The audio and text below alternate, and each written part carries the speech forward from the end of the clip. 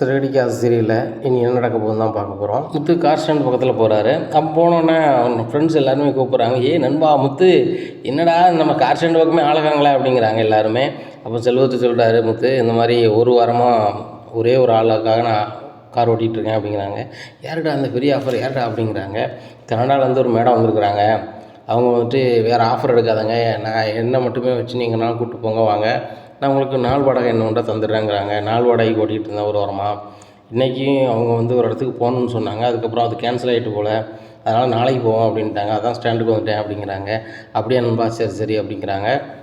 அப்போ பைசாலாம் கரெக்டாக தந்துடுறாங்கண்ணே அப்படிங்கிறாங்க. அவங்க கனடாவிலேருந்து வந்திருக்கிறாங்க, அவங்கெல்லாம் கரெக்டாக இருப்பாங்க அப்படிங்கிறாங்க. அப்படியே சரி சரி அப்படின்னு பேசிகிட்டு இருக்காங்க. அப்போ முத்து சொல்கிறாரு, எல்லோரும் டீ குடிச்சிட்டிங்களா அப்படிங்கிறாங்க. இல்லை நண்பா, இனிமே தான் குடிக்கணும் அப்படிங்கிறாங்க. சரி ரைட்டு ரவி, இதை போய் எல்லோரும் காஃபி வாங்கிட்டோம் அப்படிங்கிறாங்க. உடனே எல்லாருக்கும் காஃபி வாங்கி கொண்டு கொடுக்குறாங்க. வடை வாங்கினியா அப்படிங்கிறாங்க. நீ சொல்லாமே வாங்கிட்டேன் அப்படிங்கிறாங்க. அதானே சாப்பாட்டில் கரெக்டாக இருப்பியா அப்படின்னு சொல்லிட்டு சிரித்து பேசிகிட்டு இருக்காங்க. இன்னும் எல்லாருமே காஃபி குடிச்சிட்டு இருக்காங்க. முத்து மட்டும் ஒரு சிந்தனை பண்ணிக்கிட்டே காஃபி குடிக்கிறாரு. இதை செல்வம் கணக்கு பண்ணிக்கிறாரு. சரி, முத்து வந்து ஏதோ ஒன்று வகையில் சிந்தனை பண்ணிகிட்டு இருக்கேன், என்னென்னு தெரியலையே அப்படின்னு சொல்லிட்டு மனசுக்குள்ள நினைக்கிறாரு. உடனே எல்லோரும் டீ குடிச்சோன்னா பையன் முத்தை கூப்பிட்டு நைஸாக வெளில போகிறாரு. என்ன முத்து, ஏதோ சிந்தனை பண்ணிகிட்ருக்கேன் என்ன அப்படிங்கிறாங்க. ஒன்றும் நண்பா அப்படிங்கிறாங்க. உன்னை பற்றி எனக்கு தெரியாதா, எத்தனை வருஷம் நான் உன்னை பார்த்துட்ருக்கேன், சரியா? இப்போ மனசில் ஏதோ இருக்குது சொல்லு அப்படிங்கிறாங்க. இல்லைடா, அப்பா பணம் 27 லட்ச ரூபா தொலைஞ்சு போச்சு, அதை மீட்கணும் அப்படின்னு சொல்லிட்டு மனோஜுக்கு ஒரு சிந்தனை கூட கிடையாது. அந்த பணத்தை நான் எப்படியாவது தந்துடுறேன் வச்சுறேன்னு சொல்லிட்டு வீட்டுக்கு வந்தான். இன்றைக்கு வரைக்கும் தருத மாதிரி இல்லை. அதுபோக வேலைக்கு போனால் தான் தருவான், அதான் உண்மை இல்லை. ஆனால் இன்றைக்கி அவங்க மாமனார் வந்து 15 லட்ச ரூபா அனுப்பியிருக்காரு. அன்றைக்கி மலேசியா மாமான்னு ஒரு ஆள் வந்தார் பாரு, அவர்கிட்ட ரோஹினோட அப்பா கொடுத்து அனுப்புனதாக சொல்கிறான். அவங்க மாமனாரே ஜெயிலில் இருக்கார், வைக்காருன்னு சொல்கிறான். ஆனால் அது உண்மையானு தெரியல. அதுபோக மலேசியா மாமான்னு சொல்லிட்டு வந்தார் ரோகிணிக்கு, அவரும் உண்மையிலே மாமானு நம்மளுக்கு தெரியல. இப்படி இருக்கும்போது அது உண்மையாக இருக்குமா பொய்யா இருக்குமான்னு சொல்லிட்டு ரொம்பவே குழப்பமாக இருக்குது அப்படிங்கிறாங்க. நீ ஏன் அதை போட்டு சிந்தனை பண்ணிகிட்ருக்க, ஒரு வேளை அவங்க மாமா அனுப்பியிருந்தாங்கன்னா அப்படிங்கிறாங்க. அனுப்பியிருந்தா ஓகே தான், எங்கள் அப்பா பணத்தை வச்சுக்கிட்டு ஏதாவது டக்கால்ட்டி பண்ணணும்னு ஒரு சிந்தனை இருக்குது அப்படிங்கிறாங்க. டேய், அந்த பணத்தை தான் யார்கிட்டையோ கொண்டு ஏமாத்தான் வச்சிட்டான்னு சொன்னானே உங்கள் அண்ணன் அப்படிங்கிறாங்க. இவன் சொன்னான், ஆனால் அது உண்மையாக நமக்கு தெரியல அப்படிங்கிறாங்க. அது வேறையா அப்படிங்கிறாங்க. எனக்கு எங்கள் அண்ணனை பற்றி தெரியும், ஏதோ திருட்டு வேலை பார்க்குறான் அப்படிங்கிறாங்க. ஓ, மனோஜும் அப்படி பண்ணுவார் அப்படிங்கிறாங்க. ஒன்றும் இல்லை முத்து, சரி விடு, ஃப்ரீயாக விடு அப்படிங்கிறாரு செல்வம். இன்னைக்கு நானும் ஃப்ரீயாக தான் விட நினைக்கிறேன், மனசு ஓடிக்கிட்டே இருக்குது. எங்கள் அப்பா பணத்தை வச்சு இந்த பொண்ணும் அவனும் ஏமாத்துறாங்கன்னு மட்டும் சும்மா விட மாட்டேன் செல்வம் அப்படிங்கிறாங்க. நீ சும்மா விட மாட்டேன்னு சொல்லுவ, உங்கள் அண்ணன் மேலே ஒரு பாசம்னா நீ கொடுத்தல நீ தான் வைப்ப. அவன் நல்லா இருக்குன்னு நினைக்கல அப்படிங்கிறாங்க. அவர் நல்லா இருக்கணும் வைக்கணும் தான் நினைக்கேன். உண்மையிலே அவங்க மாமா பணம் அனுப்பியிருந்தாங்கன்னா அவன் பிஸ்னஸ் பண்ணட்டும், நல்லா இருக்கட்டும், அதை பற்றி எனக்கு ஒன்றுமே இல்லை, சந்தோஷமாக இருக்கட்டும். ஏன்னா எங்கள் அப்பா பணத்தை ஏமாத்துறதுக்கு நான் அனுமதிக்க முடியாதுல்ல ஒரு பையனா. எங்கள் அப்பா இவ்வளோ காலம் உழைப்பில்லா செல்வம் அப்படிங்கிறாங்க. சரி, அந்த பணத்தை மீட்கிறதுக்கு இவன் ஏதாவது வழி பண்ணானா அப்படிங்கிறாங்க. இவன் என்ன பண்ணான், இவன் வீட்டையே சுற்றி வரான், இல்லைனா பார்க்குக்கு போகிறான், இதை நடக்கு. அந்த பொண்ணு உழைச்சி கொண்டு கொடுக்குது, இவன் சாப்பிட்டுக்கிட்டு பந்தா பண்ணிவிட்டு அலைகிறான். நான் இன்னும் 7 டிகிரி படிச்சிருக்கேன், நான் படிப்புக்கு அது வேலை தான் கிடைக்கும் அப்படின்னு பில்டப் பண்ணிகிட்டு இருக்கேன். அது போக கனடா வேலைக்கு போகிறேன், துபாய்க்கு போகிறேன், அங்கே போகிறேன், இங்கே போகிறாங்க, ஆனால் எங்கேயுமே போக மாட்றான், சும்மா ஒரே இடத்துக்கு வந்து தேய்க்கிறான் அப்படிங்கிறாங்க. உடனே செல்வம் சொல்கிறாரு, நல்ல நேரமாக வரணும்டா அப்படிங்கிறாங்க. டேய் செல்வம், நல்ல நேரம் இவ்வளோ காலமாடா வந்துட்டுருக்கு அப்படிங்கிறாங்க. எப்பா அவங்ககிட்ட பேச முடியாது, நீ பெரிய தரிசியாக பேசுவேன் அப்படிங்கிறாங்க முத்தை. முத்து சொல்கிறாரு, ஒரு யாரோ கால் பண்ணுறாங்க இரு அப்படிங்கிறாங்க. ஹலோ அப்படிங்கிறாங்க.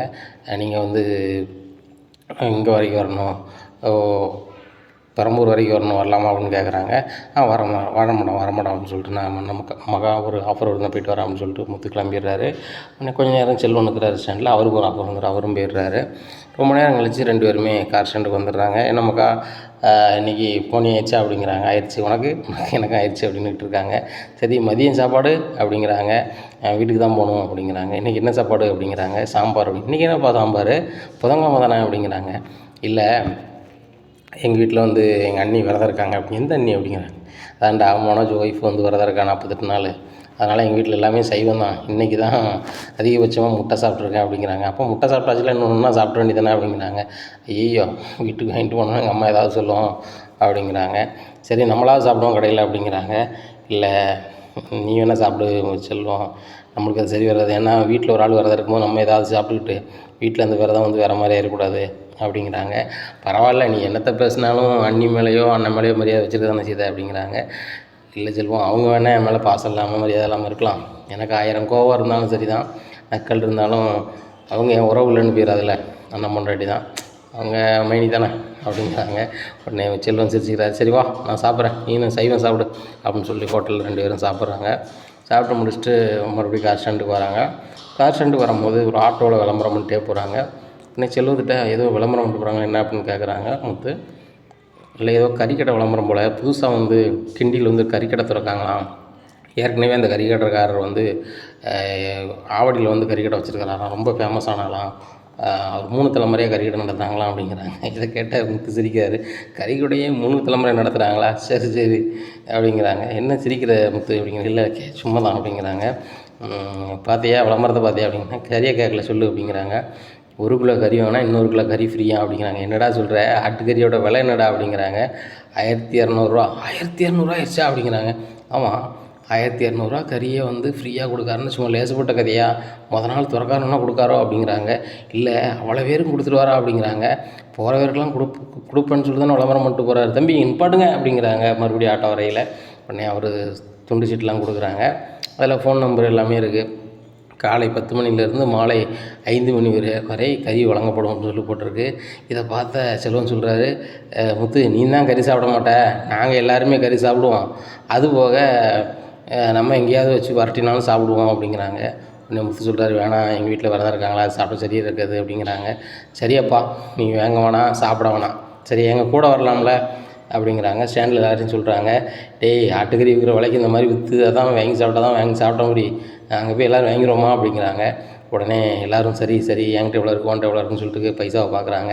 உடனே எல்லாருமே வாங்கிடலாம், ஒன்றும் பிரச்சனை இல்லை, ஆளுக்கு 1 கிலோ கறி வேணும்னா தான் இன்னொரு கிலோ ஃப்ரீங்காங்களே, 2 கிலோ கறி இன்றைக்கி ஆட்டுக்கறியை வச்சு 1 கிலோ பிரியாணியை போடுவோம், 1 கிலோவை பொரிச்சு சாப்பிடுவோம் அப்படின்னு சொல்லிட்டு அப்படி இப்படின்னு ஒவ்வொருத்தராக ஒவ்வொரு தன்மைக்கு தலை பேசிகிட்டு இருக்காங்க. எல்லாருமே சந்தோஷமாக சிரிச்சோடனே அப்போ சொல்கிறாங்க, எல்லாருமே ஒரே காரில் போயிட்டோம் அப்படின்னா நம்மளுக்கு டீசல் மிச்சம், அதனால் ஒரே காரில் போயிடுவோம் அப்படிங்கிறாங்க. உடனே முத்து சொல்கிறாரு, நீங்கள் எல்லோரும் வாங்க போகிறீங்க, நான் சும்மா வந்ததும் உடனே நானும் என் பங்களிப்பு இருக்கணும்ல, என் கார்லேயே வாங்க, டீசல் அதில் ஃபுல்லாக தான் இருக்குது, ஒன்றும் பிரச்சனை இல்லை வாங்க அப்படிங்கிறாங்க. நேராக வண்டி எடுத்துகிட்டு போகிறாங்க. அங்கே கறிக்கடையில் செம கூட்டம் செம கூட்டம், கிட்டத்தட்ட அங்கே ஒரு 1000 பேருக்கு மேலே இருக்காங்க. இதை பார்த்த முத்துக்கு பயங்கர ஆச்சரியம், கறிக்கடையில் இவ்வளோ கூட்டமாக இருக்குமா அப்படிங்கிறாங்க. முத்து இது என்ன ஆஃபர்னு சாதாரண ஆஃபர் நினச்சியா அப்படிங்கிறாங்க. என்னடா சொல்கிற அப்படிங்கிறாங்க. எல்லோரும் வரிசையில் இல்லைங்க, ஒரு ஆளுக்கு வந்து 1 கிலோ கறி வாங்கிக்கலாம், அது போக எக்ஸ்ட்ரா 1 கிலோ கறி ஃப்ரீயாக கொடுப்பாங்க அப்படின்ட்டு இருக்காங்க. ஒரு ஆளுக்கு 1 கிலோ கறி தான், அது எக்ஸ்ட்ரா 1 கிலோ கறியாச்சா, அப்போ 2 கிலோ கறி வாங்கினா 2 ஆள் நிற்கணும் போலையா அப்படி இப்படின்னு பேசிகிட்டு இருக்காங்க. உடனே சரி வரிசையில் இல்லைங்க அப்படின்னு சொல்லிட்டு வரிசையில் நிற்காங்க. உடனே அதுக்கு டோக்கன் வரிசையாக கொடுத்துட்ருக்காங்க. இதை பார்த்தா முத்து சிரிக்காரு, டேய் கறி வாங்கிறதுக்கெலாம் டோக்கன் வாங்கணுமாடா அப்படிங்கிறாங்க. முத்து ஆட்டுக்கறி சாப்பிட்னா டோக்கன் வாங்கி ஆகணும் அப்படிங்கிறாங்க அவங்க ஃப்ரெண்ட்ஸ் எல்லாருமே. உடனே டோக்கன் வாங்கிட்டு எல்லோரும் வரிசையில் நிற்காங்க. அப்போ முத்து சொல்கிறாரு, நீங்கள் எல்லாருமே வரிசையில் நிற்கிங்க, நான் கறி வாங்காத ஆள், நானும் ஏன் வரிசையில் நிற்கணும், நான் போய் காரில் இருக்கேன், ஏசி போட்டு உட்காந்துருக்கேன் அப்படிங்கிறாங்க. நண்பா நாங்கள் கஷ்டப்படுறோம்னா நீங்களும் கஷ்டப்படு அப்படிங்கிறாங்க. இது வேறையா, சரி ரைட்டு, உங்களுக்கு எல்லாருக்குமே நான் வந்து கூல்ட்ரிங்க்ஸ் வாங்கிட்டு வரேன், அதனால் இல்லைங்க அப்படின்னு சொல்லிட்டு முத்து எல்லாருக்குமே கூல்ட்ரிங்க்ஸ் வாங்கி கொடுக்காரு. இதை பார்த்து ஒரு நண்பர் சொல்கிறாரு, உங்களுக்கு கூல்ட்ரிங்க்ஸ் வாங்கி தர ஆள் இருக்குது, எங்களுக்கு யாரும் இல்லையே அப்படிங்கிறாங்க. சரி உங்களுக்கு வாங்கிட்டு வரேன் அப்படின்னு சொல்லி முத்து ஒருத்தருக்காக வாங்கி கொடுக்காரு. அதில் ஒரு ஆள் புளியோதரை கட்டிட்டு வந்து சாப்பிடுதாரு. இந்த வரிசையில் உட்காந்து புளியோதரை சாப்பிட்டுருக்கீங்க அப்படிங்கிறாங்க. அண்ணாச்சி கறி விற்கிற விலைக்கு இந்த மாதிரி கறியை கொடுத்தா தான் வாங்கி சாப்பிட்டபடி, இன்றைக்கி புதுசாக கறி கடை திறக்காங்கன்னா 1 கிலோ கறியை ஃப்ரீயாக கொடுக்காங்க, மற்ற நேரம் நடக்குமா, அதான் நான் இப்போ என் பொண்டாட்டிகிட்ட சொல்லி புளியோதரையோடு வந்துட்டேன் அப்படிங்கிறாங்க. சூப்பர் யோசனையா அப்படின்னு சொல்லிட்டு முத்து எல்லாருமே சிரிச்சிட்டு இருக்காங்க. நம்மளுக்கு கறி எத்தனாவது லைனில் இருக்க எண்ணி பாரு முத்து அப்படிங்கிறாங்க. நீங்கள் கிட்டத்தட்ட 1500 ஆள் 1600 ஆள் இருப்பீங்க, முத்து இவ்வளோ நேரம் ஆகுமா அப்படிங்கிறாங்க. கணக்கு பண்ணி பார்த்தா எப்படின்னாலும் 3 மணி நேரம் ஆகும் அப்படின்னு. 3 மணி நேரம் ஆகுமா அப்படிங்கிறாங்க எல்லோரும். ஆமாம் இவ்வளோ தூரம் நிற்கிங்களா தான் செய்யும் அப்படின்னுட்டு இருக்காங்க. அங்கே ஏகப்பட்ட கிடாவை இது பண்ணி கறியை கொடுத்துக்கிட்டே இருக்காங்க, வரவங்களுக்கு கொடுத்துட்டு இருக்காங்க. இந்த சூழ்நிலையில் முத்துக்கு பயங்கர ஆச்சரியம், இப்படி ஒரு கடை நடத்துறது யாரப்பா அப்படின்னு சொல்லிட்டு டிஜிட்டல் போர்டை பார்க்குறாங்க. அங்கே மலேசியா மாமா போட்டார். இதை பார்த்தோன்னா பயங்கர ஷாக்காகிடுது முத்துக்கு, என்னடா இது அப்படின்னு சொல்லிட்டு முழிக்காரு. ஆஹா இவர் தான் கறிக்கடை ஆரம்பிச்சிருக்காரா அப்படின்னு சொல்லிட்டு இவர்கிட்ட விசாரிக்காங்க. இவர் யார் என்ன வரணும்னு விசாரிக்காங்க. இவர் ஏற்கனவே ஆவடியில் வந்து கறிக்கடை வச்சுருக்கிறாரு, 3 தலைமுறையாக வச்சுருக்குறாங்க. இவருக்கு கறிக்கடை தான் முழு நேர வியாபாரம். அங்கே ரொம்ப நாளாக வச்சுருந்தாரு. இந்த ஏரியாவில் ஒரு பிரான்ச் ஓப்பன் பண்ணியிருக்காரு. கொஞ்ச நாளாக நாடகம் நடிக்க போகிறாங்க இங்கே நடிக்க போகிறோன்னு சொல்லிட்டு கறிக்கடையை ஒழுங்காக நடத்தாமல் விட்டாரு. இப்போ வந்து தொழில் மட்டும்தான் நம்ம சின்சியராக பார்க்கணும், வேறு எதுக்கும் போகக்கூடாது அப்படின்னு நினச்சிட்டு கறிக்கடை இன்னொன்று ஓப்பன் பண்ணுறாரு. அந்த கறிக்கடையை வந்து அவங்க பையனை பார்க்க சொல்லிட்டாரு. இப்போ இவரே இது ஃபுல் அண்ட் ஃபுல்லாக பார்த்துக்கிறாரு அப்படிங்கிறாங்க. அப்படியா அப்படின்னு சொல்லிட்டு, ஓ இவனை தான் நடிக்க கூப்பிட்டு வந்திருக்காளா அந்த ஃப்ராடு, சரி சரி அப்படின்னு சொல்லிட்டு எல்லா ஃபோட்டோவும் எடுத்துக்கிறாரு. ஃபோட்டோவை மட்டும் எடுத்தது இல்லாமல் வீடியோவும் எடுத்துக்கிறாரு. எடுத்துகிட்டு சரி நம்மளும் அப்போ கறிக்கடைக்கு லைனில் நின்று நம்ம போனால் தான் முடியும் அப்படின்னு சொல்லிட்டு இவரும் செல்வத்து கூட போய் லைனில் நிற்காரு. உடனே செல்வம் கேட்குறாரு, நீ தான் கறி வேணான்ட்டே நீ எதுக்கு லைனில் நிற்க அப்படிங்கிறாங்க. இல்லை செல்வம், நான் யோசிச்சு பார்த்தேன், இப்போ கறி வேணாம் நல்லது தான் அப்படிங்கிறாங்க. நீ தான் சொன்ன ரோகிணி விரதம் இருக்கிறாங்க கறி வாங்கக்கூடாதுன்னு சொன்னேன் அப்படிங்கிறாங்க. இல்லை நண்பா, இப்போ நான் கண்டிப்பாக லைனில் நின்று தான் ஆகணும் அப்படிங்கிறாங்க. லைனில் நிற்கிறாங்க. 3 மணி நேரம் வெயிட் பண்ணுறாங்க. 3 மணி நேரம் கழிச்சு எப்படியும் அந்த இந்த மலேசியா ஃப்ராடை நம்ம பார்க்க தானே போகிறோம். வரிசையில் போய் பார்ப்போம். இப்போ நம்ம ஊடையில் போய் ஏதாவது பண்ணோம்னா இவ்வளோ பேருக்கு கறியும் கிடைக்காது, அது போக பிரச்சனை பண்ண மாதிரி இருக்கும். அதனால் எல்லாருக்குமே கறி கிடைக்கட்டும், நம்மளும் ஆளை போல நிற்போம்னு சொல்லிட்டு கடைசியாக நிற்கிறாரு. வரிசையில் வந்துகிட்டே இருக்கிறாங்க. ஒருத்தருக்கா 1 கிலோ கறி வேணும்னா இன்னொரு கிலோ கறியை ஃப்ரீயாக கொடுத்துட்ருக்காங்க. எல்லாருமே கறி சூப்பராக இருக்குது, இவர் ஃபேமஸான ஆள், அது போக தொழில் எனக்கு தெரிஞ்சவர் அப்படி இப்படின்னு பேசிட்டு போகிறாங்க. இவ்வளோ காலமாக தொழில் பண்ணுறாரு, இவருக்கு தெரியாதா அப்படி இப்படின்னு விட்டு போகிறாங்க. இதையும் வீடியோவை எடுத்துக்கிறாரு. ஓ நீ கறி கடை வச்சுருக்க, உன் பேர் இது ப்ரோன்மணி, நீ கறி கடை இவ்வளோ நாள் நடத்துகிற, நீ நடிக்க வந்திருக்கேன்னா சரி சரி அந்த ஃப்ராடுக்கு இது போதும், இப்போ வேறு நீங்கள் தான் பணம் அனுப்புனதாகவும் மனோஜ் அங்கே பில்டப் பண்ணிகிட்ருக்கான், அந்த பணம் எந்த பணம்னு தெரிய வரணும்ல நம்மளுக்கு அப்படின்னு சொல்லிட்டு மனசுக்குள்ளேயே நினைக்காரு. வரிசை எல்லோரும் கறி வாங்கிட்டு போயிட்டுருக்காங்க. அப்போ செல்வம் லைன் வந்துடுது. செல்வமும் கறி வாங்க போகிறாரு. மலேசியா மாமா கறி வெட்டிக்கிட்டு இருக்காரு. இதை பார்த்த செல்வத்துக்கு பயங்கர ஷாக்கு. முத்தை பார்த்து முத்து அப்படிங்கிறாங்க. ஓகே ஓகே வாங்கு அப்படின்னு சொல்லிட்டு கண்ணை காட்டுறாரு. உடனே இவர் வீடியோ எடுத்துக்கிறாரு. உடனே அவர் கறி கடை மணிக்கும் கூட்டத்தோட கூட்டமாக செல்வனுக்கிறத கவனிக்கல. கறியை வெட்டி கொடுக்காங்க. தம்பி நகலுங்க, அடுத்த ஆள் வரட்டும் அப்படிங்கிறாங்க. அடுத்த ஆள் எல்லாருமே வாங்குறாங்க, கொடுக்குறாங்க. அதுக்கப்புறம் முத்து வராரு. அண்ணாச்சி 2 கிலோ கறி அப்படிங்கிறாங்க. எப்போ இன்றைக்கி கடை திறப்புங்கனால 1 கிலோ கறி 1 கிலோ கறி ஃப்ரீப்பா, இவ்வளோ கூட்டத்தில் 2 கிலோ கொடுக்க முடியாதுப்பா அப்படின்னு திரும்பிட்டு சொல்லிட்டு பார்க்காரு. முத்தை பார்த்தோன்னா ப்ரோன்மணி ஷாக் ஆகிருந்தாரு. முத்து நீங்களா அப்படிங்கிறாங்க. நானே தான் அப்படின்னு சொல்லிட்டு வீடியோ எடுக்கிறாரு. வீடியோ எடுக்காதங்க அப்படிங்கிறாங்க. இல்லை வீடியோ எடுத்தால் தானே அவங்க ஆக்டிங்கை பற்றி தெரியும் அப்படிங்கிறாங்க. முத்து சாரி முத்து, அன்றைக்கி அந்த ரோகிணி பொண்ணு சொல்லிச்சு, நீங்கள் நல்லா நடித்தீங்க அப்படின்னா உங்களுக்கு நான் மனிதத்தின் வாய்ப்பே வாங்கி தரேன்னு சொல்லிட்டு, அந்த பொண்ணு வாய்ப்பே வாங்கி தரலப்பா, நீ மன்னிச்சுக்காப்பா, எதுவும் நினைக்காத அப்படிங்கிறாங்க. நான் ஒன்றும் நினைக்கல, இதை இப்படி எங்கள் வீட்டில் சொல்லலாமா அப்படிங்கிறாங்க. தம்பி தப்பாக நினச்சிக்காதீங்க, நான் நடிப்பையே விட்டுட்டேன், ஏன்னா இப்போ நடிப்பை விட்டுட்டு கறி கடையை முழு நேரமாக துவங்கிட்டேன். என்னன்னு நினைக்காதாங்க, நம்ம கறி கடைக்கு எப்போனாலும் வாங்க, இங்கேனாலும் சரி தான், ஆவடினாலும் வாங்க. ஆவடிக்கு போனீங்கன்னா எனக்கு ஃபோன் பண்ணி சொல்லுங்கள், என் நம்பரு விளம்பரத்தில் இருக்குது. நீ என்ன தம்பிட்டு வேணா நம்ம விசிட்டிங் கார்டை வாங்கிக்க, ஏன்னா போனாடி எத்தனை கிலோ கறினாலும் வாங்கிக்க, அந்த ரோகிணி பிள்ளைக்குனாலும் கறி தரம் கொண்டு கூட வைப்பான், ஏன்னா சரியா எதுவும் நினைக்காதங்கப்பா அப்படிங்கிறாங்க. நான் ஒன்றும் நினைக்கல அப்படின்னு சொல்லிட்டு எல்லாத்தையுமே வீடியோவை எடுத்துகிட்டு வெளில வராரு கறியை வாங்கிட்டு. இந்த சூழ்நிலையில் வீட்டில் காலிங் பில் அமுக்கிறாரு. விஜயா திறக்கிறாங்க. வந்தோடனே கறி வாடையை பார்த்துட்டோன்னே, ஏங்க இவன் என்ன செஞ்சுருக்கான் பாருங்க அப்படிங்கிறாங்க. என்ன செஞ்சுருக்கான் அப்படின்னு கேட்குறாங்க நம்மளை. ஏங்க ரோகிணி விரதத்தோடு இருக்கா, இவன் கறியை வாங்கிட்டு வந்துருக்கான், அவன் பொண்டாட்டி என்னன்னா முட்டையும் அது இதுமா சமைச்சிட்டு இருக்கா அப்படிங்கிறாங்க. டேய் முத்து என்னடா பண்ணிகிட்டு இருக்க அப்படிங்கிறாங்க. எப்பா நான் கறி வாங்கலை, மலேசியா மாமா வந்திருந்தார். அவர் எங்கே வந்திருந்தார் சம்மந்தி அப்படின்னு கேட்குறாங்க விஜயா. அவர் தான் ஒரு கறி கடை பக்கத்தில் வந்திருந்தார். நான் வந்துகிட்டு இருக்கும்போது கறியை வாங்கி கொண்டு கொடு, ரோகிணி சமைக்க சொல்லுப்பா, நான் வந்துட்டுருக்கேன் வீட்டுக்கு அப்படின்னாரு அப்படிங்கிறாங்க. இதை கேட்டால் மனசு அவர் வராற வீட்டுக்கு அப்படின்னுட்டு இருக்காங்க. உடனே மலமலன் ரூமுக்குள்ளே போகிறாரு. ஏன் வாரான்னு சொல்லி மலமலன் ரூமுக்குள்ளே போகிறான் அப்படின்னு சொல்லி முடிக்காங்க. ரோகிணி அவங்க அங்கிள் வராங்களாம், அவங்க தான் பணம் அனுப்பியிருக்காங்கன்னு நம்ம சொல்லியிருக்கோம், அவர் உழமிட்டாருனா அப்படிங்கிறாங்க. அவரும் எங்கே வராரு அப்படிங்கிறாங்க. இல்லை முத்து கடையில் பார்த்தானா, அவர் கறியை வாங்கி கொண்டு கொடுத்து சமைச்சு வைங்க நான் வந்துடுறேன் அப்படின்னு சொல்லியிருக்காராம் அப்படிங்கிறாங்க. உடனே ப்ரோன்மணி இதுக்கு இங்கே வரான் அப்படின்னு சொல்லிட்டு, அப்படியா அப்படின்னு சொல்லிட்டு நேராக பதறிக்கிட்டு இவங்க ரோகிணி வித்யாவுக்கு ஃபோன் அடிக்காங்க. வித்யா அப்படிங்கிறாங்க. என்னடி மதியம் தூங்கவும் விட மாட்டேற அப்படிங்கிறாங்க. ஏன் தூக்கமாடி முக்கியம், என் வாழ்க்கை தாண்டி முக்கியம் அப்படிங்கிறாங்க. உனக்கு உன் வாழ்க்கை முக்கியம்டி, எனக்கு தூக்கம் தாண்டி முக்கியம் அப்படிங்கிறாங்க. ஏண்டி இந்த ப்ரோன்மணி எதுக்கடி என் வீட்டுக்கு வரான் அப்படிங்கிறாங்க. அவன் எதுக்கடி உன் கடை உன் வீட்டுக்கு வரான், அவன் கறி கடை தாண்டி நடத்திக்கிட்டு இருக்கான், ஏதோ புதுசாக கறி கடை நடத்திக்கிட்டு இருக்கானா அப்படிங்கிறாங்க. இதெல்லாம் எனக்கு தேவையாடி, இப்போ அவன் கறியை வாங்கி கொடுத்து வீட்டில் சமைக்க சொல்லியிருக்கானா, வீட்டுக்கு வேறு வரானா அப்படிங்கிறாங்க. என்னடி சொல்கிற அப்படிங்கிறாங்க. ஆமாம் அப்படிங்கிறாங்க.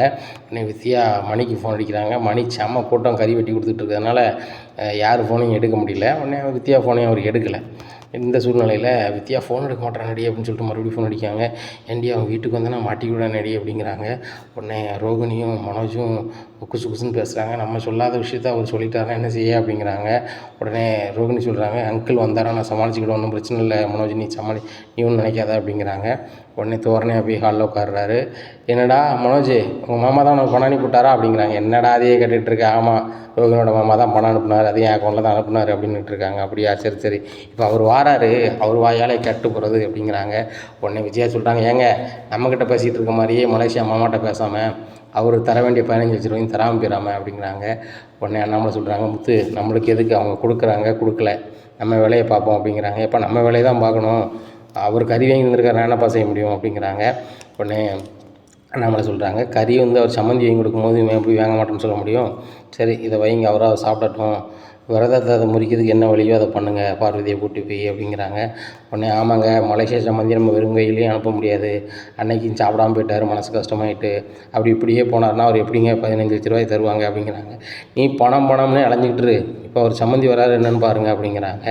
உடனே ரோகிணிக்கு ரொம்ப அவர் எப்போ வருவார்னு தெரியலையே அப்படின்னு சொல்லிட்டு வீட்டு வாசல்லையே போய் நிற்காங்க. உடனே வீட்டு வாசலுக்கு வராரு முத்து, என்ன உங்கள் மாமா வராரு, எப்படி சமாளிக்கலான்னு பார்க்குறீங்களா அப்படிங்கிறாங்க. நான் ஏன் சமாளிக்கணும் வைக்கணும் அப்படின்ட்டு இருக்காங்க. சரி சரி, அதான் இப்போ எனக்கு அவர் ஃபோன் அடிக்கன்னு இருக்காரு, உங்களுக்கே அவர் ஃபோன் அடிக்கணும் அப்படிங்கிறாங்க. இல்லை, என் ஃபோன் நம்பர் வாங்கியிருக்காரு, கொஞ்ச நேரத்தில் எனக்கு கூப்பிடுதான்னு சொல்லியிருக்காரு, இவன் பேசுவார், நான் அவர்கிட்ட பேசிக்கிறேன் அப்படிங்கிறாங்க. உடனே ரூமுக்குள்ளே போய் மறுபடியும் வித்தியாவுக்கு ஃபோன் அடிக்காங்க. ஏண்டி அந்த ப்ரோன் மணி முத்துக்கிட்ட நம்பர் கொடுத்துருக்கானாண்டி, முத்துக்கு ஃபோன் அடிக்கணும்னு சொல்கிறானாண்டி, முத்துக்கிட்ட எதுவும் உளட்டானா என்னன்னு தெரியல, உளராமல் இருந்தாலும் அவனை எப்படியாவது நிப்பாட்ட அப்படிங்கிறாங்க. என்னடி சொல்கிற, சரி ஃபோன் அடித்தாமல் எடுக்க மாட்டான், நான் நேராக அவன் கறி கடைக்கு போகிறேன்னு சொல்லிட்டு நேராக ஆவடிக்கு போகிறாங்க. ஆவடி கறி கடையில் அவர் பையன் இருக்காங்க. என்ன விஷயம் அப்படிங்கிறாங்க. உங்கள் அப்பா வாங்க அப்படிங்கிறாங்க. அவர் அங்கே கிண்டியில் புதுசாக ஒரு கடை ஓப்பன் பண்ணுறாங்க, அதனால் அங்கே போயிருக்காங்க அப்படிங்கிறாங்க. உடனே சார் உடனே விஜய் இவங்களுக்கு ஃபோன் அடிக்காங்க ரோகிணிக்கு. ரோகிணி கிண்டியில் புதுசாக ஒரு கடை ஓப்பன் பண்ணுறாராம், அதனால் அங்கே இருக்காராம் அப்படிங்கிறாங்க. ஓ, இவன் முத்து சொல்கிறது சரி தான், அவன் கறி கொண்டு வந்தான், அவன் தான் கறி கொடுத்து விட்ருவான் போல, வீட்டுக்கு வரானு தெரியலையே அப்படின்னு சொல்லி, கிண்டியில் எங்கடின்னு அட்ரஸ் கேளுடி அப்படிங்கிறாங்க. ஏண்டி அதெல்லாம் நான் கேட்க முடியுமாடி அப்படிங்கிறாங்க. கேளுடி அப்படிங்கிறாங்க. உடனே அவங்ககிட்ட போய் கேட்குறாங்க, கிண்டியில் அட்ரஸ் எது அப்படிங்கிறாங்க. உடனே அவங்க ஒரு அட்ரஸ் சொல்லி விட்றாங்க. சரிடி இந்த அட்ரஸ் சொல்லியிருக்காங்க அப்படிங்கிறாங்க.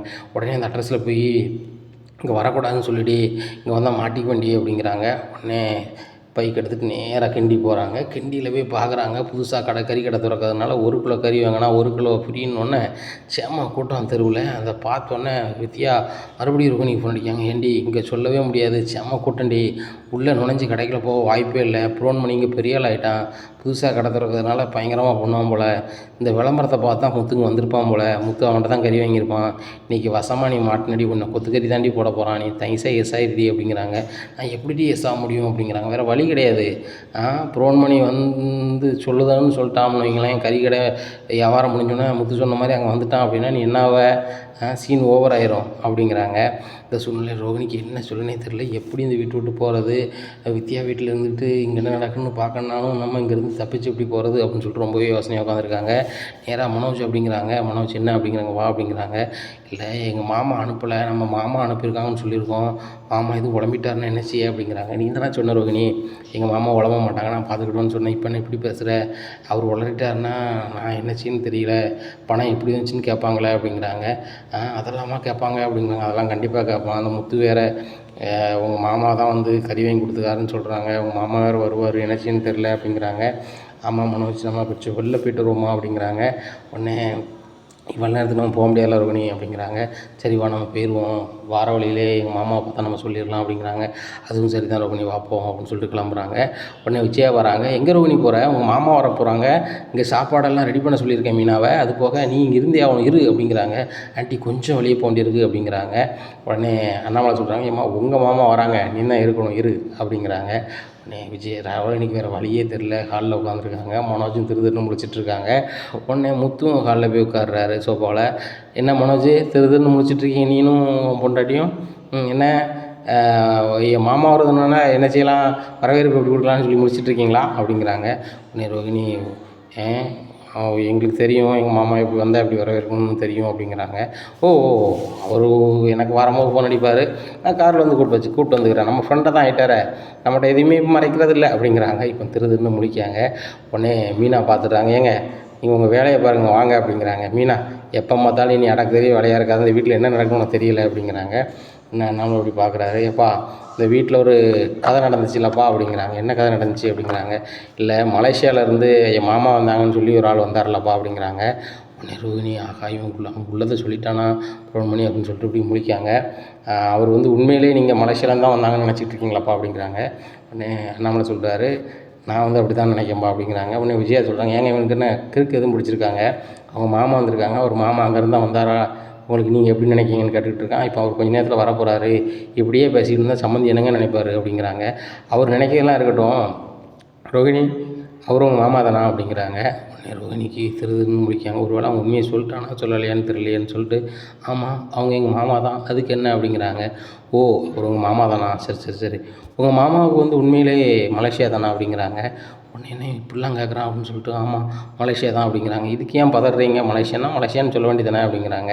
உடனே மீனா சொல்கிறாங்க ஏங்க நீங்கள் சத்தங்கண்டாமல் வாங்குங்க அப்படிங்கிறாங்க. இல்லை மீனா இன்றைக்கி இந்த வீட்டில் ஒரு உண்மை தெரியணும் அப்படிங்கிறாங்க. மனோஜும் திருதுன்னு முழிக்காரு. இவங்க திருதுன்னு முழிக்கிறத பார்த்தா அண்ணாமலை என்னமோ இருக்கு போல, இவங்க ரொம்ப திருதுன்னெலாம் முழிக்காங்க அப்படிங்கிறாங்க. உடனே ஒரு விளம்பர சீட்டை அண்ணாமலைகிட்ட கொடுக்காங்க. இதை பாருங்கப்பா அப்படிங்கிறாங்க. இதை படித்து பார்க்குறாங்க. அம்மா புதுசாக கறிக்கடை கிண்டியில் திறப்பாங்க போல், 1 கிலோ கறி வாங்கினா இன்னொரு கிலோ கறி ஃப்ரீன்னு போட்டிருக்கு அப்படிங்கிறாங்க. அக்கா தான் வாங்கினியா முத்து அப்படிங்கிறாங்க. இல்லை அங்கே தான் என் மாமா எனக்கு வாங்கி தந்தாங்க, இப்போ வாராங்க அப்படிங்கிறாங்க. கூட கொஞ்சம் ரோகிணி திருதுன்னு முழிக்காங்க. ஆகா அவன் கிண்டியில் வந்து கறிக்கடை திறந்துருக்கான், அந்த கறிக்கடைக்கு முத்து போயிட்டான் போல், நேரில் பார்த்து பேசிட்டான் போல், இன்னும் அவ்வளோதான் அப்படின்னு சொல்லி முழிச்சிட்ருக்காங்க. உடனே மனோஜ் ரோகிணி உண்மையை சொல்லுங்கள், இந்த பணம் எப்படி வந்துச்சு அப்படின்னு உண்மையை சொல்லுங்கள் அப்படிங்கிறாங்க. உடனே மனோஜ் ஏன்டா எதையே கட்டிக்கிட்டே இருக்க அப்படிங்கிறாங்க. உடனே விஜயா சொல்கிறாங்க டேய் அவங்க மாமனார் வீட்டு பணம் வந்திருக்கு, இது உனக்கு ஏன்டா புறாமல் பிடிச்ச கண்டது எழுதின்னு கேட்டுக்கிட்டு இருக்க அப்படிங்கிறாங்க. ஏம்மா உங்களை அவங்க ஏமாற்றிட்டுருக்காங்க சரியா, இந்த பணம் எப்படி வந்துச்சுன்னு கேளுங்க அப்படிங்கிறாங்க. உடனே நீங்களாக சொல்கிறீங்களா நானாக இந்த உண்மையை சொல்லட்டுமா அப்படிங்கிறாங்க. 2 பேரும் திருதுன்னு முடிக்காங்க. ஆகா நம்மளே உண்மையை சொல்லிட வேண்டியதான் அப்படின்னு சொல்லிட்டு மனோஜ் சொல்லிடுறாரு. அப்பா என்னை மன்னிச்சிடுங்க, அம்மா என்னை மன்னிச்சிடுங்க, இந்த பணம் வந்துட்டு நான் ஒரு ஏமாந்தோம்ல, அந்த பொண்ணு ஜீவா தந்த பணம் தான், அந்த பொண்ணு 27 லட்ச ரூபா திருப்பி தந்துடுச்சு அப்படிங்கிறாங்க. என்ன 27 லட்ச ரூபா திருப்பி தந்துடுச்சா, டேய் அந்த பொண்ணு தான் தந்துச்சா அப்படிங்கிறாங்க. இல்லை அந்த பொண்ணு 27 லட்சமும் அதுக்கு வட்டியாக 3 லட்சமும் சேர்த்து 30 லட்சம் தந்துட்டு அப்படிங்கிறாங்க. இதை கேட்டால் அண்ணாமலைக்கு கண்ணீர் வந்துடுது. நம்ம உழைச்ச பணம் வந்துட்டா அப்படின்னு சொல்லிட்டு டேய் மனோஜ் அப்படிங்கிறாங்க. அப்பா அப்படிங்கிறாங்க. அந்த பணத்தை என்னடா செஞ்சா அப்படிங்கிறாங்க. என் அக்கௌண்ட்டில் தான் இருக்குப்பா, உங்கள் அக்கௌண்ட்டில் மாற்றி விடுறது தான்ப்பா நான் வந்து இன்றைக்கி பேங்க்கு போகலான்னு பார்த்தேன் அப்படிங்கிறாங்க. உடனே முத்து சொல்கிறாரு சூப்பர்ரா சூப்பர், நேற்று வரைக்கும் எங்கள் மாமனார் பணம் அனுப்பிட்டார், நான் பிஸ்னஸ் பண்ண போகிறேன் அப்படின்னு சொல்லி பொண்டாட்டி புருஷனும் பேசுனீங்க. இப்போ என்னன்னா அந்த ஜீவா பொண்ணுலேருந்து பணம் வாங்கினேன், அதை உங்கள் அக்கௌண்ட்டில் தான் அனுப்பணும்னு நான் முயற்சி பண்ணிகிட்ருக்கேன்னு சொல்கிறேன், எதெல்லாம் நாங்கள் நம்புறது அப்படிங்கிறாங்க. எப்பா இதுதான் உண்மை அப்படிங்கிறாங்க. ரோகிணி அப்பா அவங்க மாமாட்ட கொடுத்து அனுப்பலை அப்படிங்கிறாங்க. இப்போ தான் எங்கள் மாமா அனுப்புனார் வச்சாருன்னு அந்த பொண்ணு சொல்லிச்சு அப்படிங்கிறாங்க. உடனே ரோகிணிக்கு வேர்த்து ஊற்றுது. என்னடா என்ன சொல்ல போகிறாங்கன்னு தெரியலையே, வேறு எதுவும் சொல்லிட்டான்னு மாட்டிக்குமே, இந்த பண விஷயத்தை கூட எப்படியாவது சமாளிச்சிக்கலாம், உண்மை நிலையை சொல்லிட்டாமல் என்னச்சி அப்படின்னு சொல்லி திருன்னு முடிக்காங்க. உடனே என்ன ரோகிணி வேறு எதையும் நான் சொல்லிடுவேன்னு பார்க்கிங்களா அப்படிங்கிறாங்க. உடனே ரோகிணி திருதுன்னு முடிக்காங்க. உடனே விஜயாவுக்கு பயங்கர சந்தேகம் ஆயிடுது. என்னடா நீ பொடி வச்சு பேசிகிட்டு இருக்க, என்ன தாண்டா நினச்சி உள்ளதை சொல்லடா அப்படிங்கிறாங்க. ஏம்மா இவங்களுக்கு மாமாவே கிடையாது அப்படிங்கிறாங்க. உடனே என்ன ரோகிணி சொல்கிறான் லூசு மாதிரி அப்படிங்கிறாங்க. அம்மா நான் சொல்கிறது தான் உண்மை, அவங்களுக்கு மாமா இருக்காங்களா இல்லையான்னு கேளுங்க அப்படிங்கிறாங்க. ரோகிணிக்கு ஒரு பதில் சொல்ல முடியாமல் திருதுன்னு முடிக்காங்க. என்னங்க சொல்கிறீங்க அப்படின்னு சொல்லிட்டு மீனாவும் பக்கத்தில் வராங்க, சுருதி வராங்க. ரோகிணி முத்து சொல்கிறது உண்மையா அப்படிங்கிறாங்க. உடனே அப்படியே அமைதியாகவே இருக்காங்க. உடனே சொல்லுங்க ரோகிணி அப்படிங்கிறாங்க சுருதி. உடனே ரவி அவங்க பங்குக்கு என்ன நீ சொல்லுங்க நீ அப்படிங்கிறாங்க. அவங்க எப்படிடா சொல்லுவாங்க, இருந்தால் தானடா சொல்லுவாங்க, அவங்க மாமா எங்கே இருக்காங்க தெரியுமா, கிண்டியில் புதுசாக கறிக்கடை வச்சு ஓப்பன் பண்ணிக்கிட்டு இருக்காங்க அப்படிங்கிறாங்க. உடனே டேய் அவர் தான் இப்போ இந்தியாவுக்கு வந்தார்லடா, ஓப்பன் பண்ணியிருப்பார், பெரிய கடையில் தொழில் பண்ணியிருப்பார் அப்படிங்கிறாங்க. அவர் கிண்டிலாம் இல்லை, சொந்த ஊர் அவருக்கு ஆவடி சரியா, என் மாமான்னு சொல்லி நடிக்க வந்திருக்காரு. அவர் இங்கே ஒரு பிரான்ச் ஓப்பன் பண்ணியிருக்காரு. அவர் கறிக்கடையில் தான் எப்பா இப்போ நீங்கள் படிச்சிங்க பாருங்கள், 1 கிலோ கறி வாங்கினா இன்னொரு கிலோ கறி ஃப்ரீ. இதை வந்து விளம்பரம் பண்ணிகிட்டு இருந்தாங்க எங்கள் கார் ஸ்டாண்டுக்கிட்ட. அப்போ அந்த விளம்பர சீட்டை பார்த்துட்டு செல்வம் தான் சொன்னார், சரி கறி விற்கிற வேலையில் 1 கிலோ கறி வாங்கிடுவோம் எல்லோரும் வாங்க அப்படின்னு சொல்லிட்டு எல்லோரும் போனாங்க. நான் கறி வேண்டாம்னு சொன்னேன், கூடையாவது வான்னு சொன்னாங்க. அப்போ தான் எட்டி பார்க்கும்போது தான் யாருன்னு தெரிஞ்சுன்னா அந்த மலேசியா ஃப்ராடு மாமான்னு சொல்லி ஒரு ஆள் வந்தார், அவர் கறி விற்றுட்டு இருந்தார். கேட்கும் போது தான் சொல்கிறாரு, ரோகிணி பொண்ணு தான் நடிக்க என்னை கூப்பிட்டுச்சு, நீ நீங்கள் சூப்பராக நடிச்சிங்க அப்படின்னா மனிதத்தை சாப்பாடு நம்ம வாய்ப்பு வாங்கி தரேன்னு சொல்லிட்டு அந்த அவரை ஏமாற்றிருக்காங்க. அவர் இவங்க ஏமாற்றத்தை புரிஞ்சுக்கிட்டு இனிமேல் இந்த பொண்ணை நம்பி பிரயோஜனம் கிடையாது, இது திருட்டு பொண்ணு சரி வராது அப்படின்னு சொல்லிட்டு அவர் தொழிலையே பார்ப்போம் அப்படின்னு சொல்லிட்டு அவர் எப்போவுமே இந்த 3 தலைமுறை நடத்திட்டு இருந்த பிராஞ்சை அவர் பையன்கிட்ட கொடுத்துட்டு இப்போ புதுசாக கிண்டியில் ஓப்பன் பண்ணியிருக்காரு. அங்கே போய் அவர் வாயிலே வாக்குமூலம் வாங்கினதான் இது அப்படின்னு சொல்லி செல்ஃபோனில் பதிஞ்ச பதிவை காமிக்கிறாங்க. இதை பார்த்தா அண்ணாமலை ரொம்பவே ஷாக் ஆகிடுறாங்க. விஜயாவுக்கு சரியான கடுப்பு. ஏ ரோகிணி என்னடி பண்ணி வச்சுருக்க, உண்மையிலே நீ மலேசியாக்காரி தானா அப்படிங்கிறாங்க. ஆண்டி அப்படிங்கிறாங்க. என்ன ஆண்டி உள்ளதை சொல்லு அப்படிங்கிறாங்க. ஆண்டி சாரி ஆண்டி, என்னை மன்னிச்சிருங்க, எங்கள் வீட்டிலேருந்து யாருமே வரலன்னு சொல்லிட்டு நீங்கள் சொன்னீங்கள்ல, அதுதான் நான் அவரை மாமாவாக நடிக்க வர சொன்னேன். உண்மையிலே எனக்கு மாமா இருக்காங்க, அவங்க மலேசியாவில் இருக்காங்க, அவங்களுக்கு எனக்கு இப்போ டச் இல்லை, ஆனால் எங்கள் அப்பா ஜெயிலில் இருக்குது உண்மை தான் அப்படிங்கிறாங்க. உடனே முத்து சொல்கிறாங்க, இவ்வளவு பொய் சொன்னவா அதுவும் பொய் சொல்லியிருக்க மாட்டாளாமா என்ன, அதனால் அதுவும் எனக்கு உண்மை மாதிரி தெரியல அப்படிங்கிறாங்க. மனோஜுக்கு பயங்கர ஷாக்கு. உண்மையிலே அப்பா மலேசியாவில் தான் இருக்காரா இல்லையா அப்படின்னு சொல்லிட்டு தெரியல. உடனே ரோகிணி நீ உண்மையிலே மலேசியா தானா அப்படின்னு சொல்லிட்டு கேட்குறாரு மனோஜ். உடனே முத்து சொல்கிறாரு, கெட்டின பொண்டாட்டி எந்த நாட்டை சேர்ந்த பொண்ணு, அவளுக்கு உண்மையிலே இந்தியா தானா, அவள் பேசுறது உண்மை தானா, இதை கூட புரிஞ்சுக்கிட முடியாது அவனால் அப்படிங்கிறாங்க. கேட்டால் 7 டிகிரி படிச்சிருக்கேன் 70 டிகிரி படிச்சிருக்கேன், சராசரி மனுஷனுக்குள்ளே அறிவு கூட உனக்கு இல்லையா அப்படிங்கிறாங்க. உடனே மனோஜ் சொல்கிறார், அப்போ ஒத்துக்கிறாரு, நீ சொல்கிறது உண்மை தான்டா, இன்றைக்கி வரைக்கும் நான் ரோகிணியை சந்தேகப்பட்டதில்லை, அவள் என்னை எல்லா விஷயத்துலையும் சத்தம் போட்டிருக்கா, நான் விசாரிச்சதில்லை, ரோகிணி உன்னோட ஐடி ப்ரூஃப் எடுத்து வா அப்படிங்கிறாங்க. எதுக்கு மனோஜ் அப்படிங்கிறாங்க. எடுத்துகிட்டு வா நீ அப்படிங்கிறாங்க. உடனே மனோஜ் அதெல்லாம் எதுக்கு அப்படிங்கிறாங்க. உடனே ரோகிணி சொல்கிறாங்க, விஜயா முதல்ல எடுத்துகிட்டு வா, நீ யார் எங்களுக்கு தெரியணும் அப்படிங்கிறாங்க. உடனே அண்ணாமலை சொல்கிறாரு, ஏம்மா நாங்கள் உங்களுக்கு என்னம்மா பாவம் செஞ்சோம், என் குடும்பத்தில் இப்படி ஒவ்வொரு பொய்யா சொல்லியிருக்க, வந்த மருமகளில் நீ தான் மூத்த மருமக, நீ தானம்மா அந்த வீட்டுக்கு ஆணி வேறு, நீனே இப்படி இருந்தால் என்னம்மா அப்படிங்கிறாங்க. உடனே ரோகிணியால் ஒரு பதிலும் பேச முடியல, நம்மளால் வெளியேயும் போக முடியல, இவங்கள்ட்ட வர கரெக்டாக லாக்கும் ஐட்டம் என்ன செய்யணும்னு தெரியல.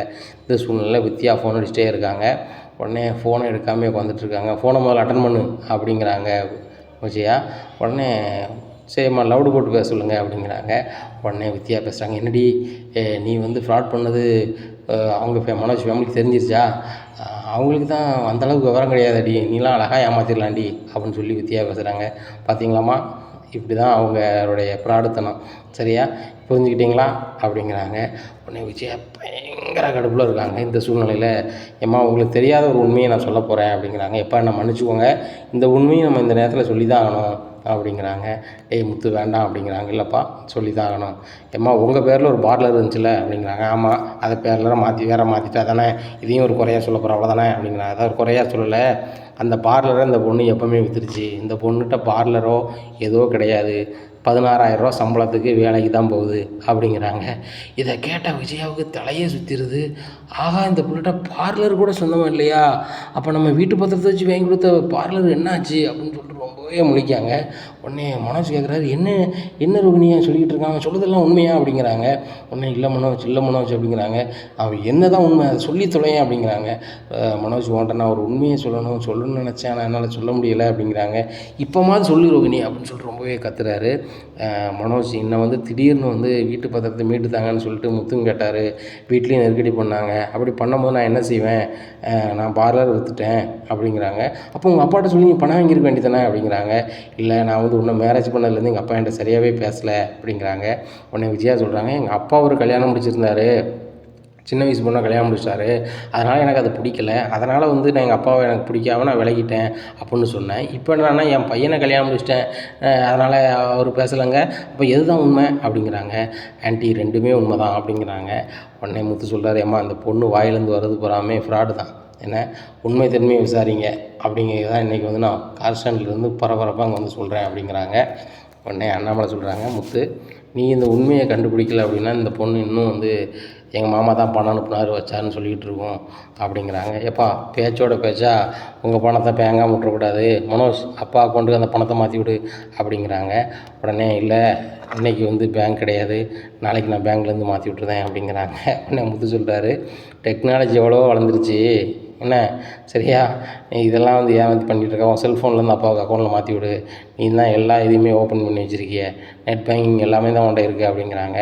உடனே மனோஜ் ரொம்ப மனசங்கடப்பட்டு, எப்பா போக மாட்டுக்க வைக்க மாட்டுக்க அப்படிங்கிறாங்க. ஒன்றும் இல்லை, என்கிட்ட கொண்டா பாஸ்வேர்டை சொல்லு, நான் அடிக்கிறேன் அப்படின்னு சொல்லிட்டு முத்து அடிக்க விடல, நானே அனுப்பிடுறேன் அப்படின்னு சொல்லிட்டு 27 லட்ச ரூபாய் அனுப்புகிறாரு அக்கௌண்ட்டுக்கு. உடனே இதை பார்த்த முத்து, என்ன அனுப்பிட்டேன்டா அப்படிங்கிறாங்க. 27 லட்ச ரூபா வந்திருக்கு, அப்பாவுக்குள்ளே வட்டி பணங்க அப்படிங்கிறாங்க. அப்பா அது வந்து நான் ஜீவாட்ட நானும் ரோகிணியும் நெருக்கடி பண்ணி வாங்கணும், அந்த 3 லட்ச ரூபாவது இருக்கட்டுமே அப்படிங்கிறாங்க. உடனே முத்து சொல்கிறாரு, இது எங்கள் அப்பா பணம் சரியா, எங்கள் அப்பா கொண்டு தான் இருக்கணும் அப்படின்னு சொல்லிட்டாரு. மறுபடியும் 3 லட்ச ரூபாய் அனுப்பிடுறாரு. இதை பார்த்த அண்ணாமலைக்கு ரொம்ப மனசுக்கு கவலையாக இருக்குது. இந்த ரோகிணியும் இவ்வளோ போய் சொல்லி வச்சுருக்கா, இந்த மனோஜும் வேலைக்கே போகாமல் இப்படி இருந்தான், இப்படி இருக்கான்னு நினச்சிக்கிட்டு இருந்தால் அவன் வாயிலிருந்து வர்றதும் பொய்யா இருக்குது, இவங்க வாழ்க்கையில் என்ன செய்ய போகிறாங்க அப்படின்னு சொல்லிட்டு ரொம்பவே கவலையாக இருக்கார். உடனே அண்ணாமலைட்ட முத்து கேட்குறாரு, ஏன்பா கவலைப்படுறீங்க, இவங்க எப்படி இருக்காங்கன்னு கவலைப்படுறீங்களா, இவங்க குணம் இதுதான், ஒன்றும் செய்ய முடியாதுப்பா, என்ன அவன் உழைக்கக்கூடாது, இன்னொருத்தவங்க உழைப்பில் சாப்பிடணும்னு நினைக்கிறான், நேர்மன்னா அவனுக்கு என்னன்னே தெரியாது அப்படிங்கிறாங்க. உடனே விஜயாட்ட சொல்கிறாங்க, உன் வளர்ப்பு சரியில்லை விஜயா அப்படிங்கிறாங்க. விஜயா ஒன்றுமே பேச முடியல. எப்போவுமே வந்து முத்தை தான் நம்ம சரியில்லைன்னு சொல்லுவோம், இன்றைக்கி மனோஜ் சொல்லுற அளவுக்கு ஆயிடுச்சு அப்படின்னு சொல்லிட்டு, டேய் மனோஜ், நீனும் இந்த ரோகிணிக்கிட்ட சேர்ந்து என்கிட்ட போய் சொல்லி தான் நீ ஏமாத்திரியாடா அப்படிங்கிறாங்க. அம்மா சாரிம்மா அப்படிங்கிறாங்க. தயவுசெய்து நீ அம்மான்னு கூப்பிடாத, வைக்காத அப்படிங்கிறாங்க விஜயா. அம்மா உங்களை கூடாமல் யாரம்மா கூப்பிடுவேன் அப்படிங்கிறாங்க. இப்போ மட்டும் வக்கனையாக பேசு, அப்பா பணத்தையே நீ மறைக்கணும்னு நினச்சிருக்கியடா, நீலாம் மனுஷனாடா அப்படிங்கிறாங்க. உடனே முத்து, நீ செஞ்ச காரியத்தில் இதான் சிறப்பான காரியம் அப்படிங்கிறாங்க விஜயா. இதை கேட்ட ரவியும் ரொம்ப சந்தோஷம், முத்து நீ மட்டும் இப்படி கண்டுபிடிக்கல அப்படின்னா இவன் வந்து காலத்துக்கும் அப்பாட்ட அந்த பணத்தையும் கொடுத்துருக்க மாட்டான், அண்ணி பற்றி நான் உண்மையும் நம்மளுக்கு தெரிஞ்சிருக்காது அப்படிங்கிறாங்க. பார்த்தியா ரோகிணி, நீ இப்போ கூட என் தம்பி வந்து அண்ணின்னு தான் கூப்பிட்றான், அந்தளவுக்கு நாங்கள் மரியாதை வச்சுருக்கோம், இனிமையாவது இந்த வீட்டில் உண்மையை சொல்லு, நீ கல்யாணம் முடிஞ்சிருச்சு, உனக்கு நீங்கள் எங்களோட அண்ணி தான், ஆனால் அண்ணி எப்படி இருக்கணும் அப்படிங்கிறத வந்து இந்த வீட்டை நீ தெரிஞ்சுக்கோ அப்படிங்கிறாங்க. எங்கள் அம்மா மாதிரி நாங்கள் யாருமே இப்படி இருக்க மாட்டோம் அப்படிங்கிறாங்க. என்னடா என்ன நீ குறைச்சி பேசுகிற அப்படிங்கிறாங்க. உடனே அண்ணாமலை சொல்கிறாங்க, உண்மையை தான் அவன் சொல்கிறான், பொய் சொல்லலையே, ஏன்னா அடுத்தவங்க பணத்துக்கு ஆசைப்படக்கூடாது, நேர்மையாக வாழணும்னு சொல்லி தான் என் பிள்ளைகளுக்கெலாம் சொல்லி கொடுத்து வாழ்ந்தேன். இன்றைக்கி என்னென்னா நீ மனோஜை மட்டும் ஒன்றை மாதிரியே வளர்த்துருக்க, அது சரியில்லாமல் இருக்க போய் தான் அந்த பொண்ணு வாயிலேருந்து பொய் சொல்ல வேண்டியது வருது. அவங்க அப்பா வரும்போது வரட்டும் சரியா, அப்பா இருக்காரோ இல்லையோ வரும்போது வரட்டும், நீ வந்துட்டு அவங்க அப்பா வந்தே ஆகணும், நீ இதை செஞ்சே ஆகணும் அப்படிங்கும் போது தான் அந்த பொண்ணு நடிக்கிறதுக்கு ஆளெல்லாம் கூப்பிட்டுடக்கா, இது நல்ல பழக்கம் இல்லை, நம்மளுக்கு தெரிஞ்ச விஷயம் வேறு யாருக்காவது தெரிஞ்சால் ரொம்ப அசிங்கம் தானே அப்படிங்கிறாங்க. உடனே விஜயாவால் ஒரு பதிலும் பேச முடியல. உடனே மீனா சொல்கிறாங்க, அத்தை என்னையை வந்து 1000 குறை கண்டுபிடிப்பீங்க, ரோகிணி இவ்வளோ பண்ணியிருக்காங்க, அவங்களால் கண்டுபிடிக்க முடிஞ்சா, இல்லைனா அவங்களை கேள்வி கேட்க முடியுதா அப்படிங்கிறாங்க.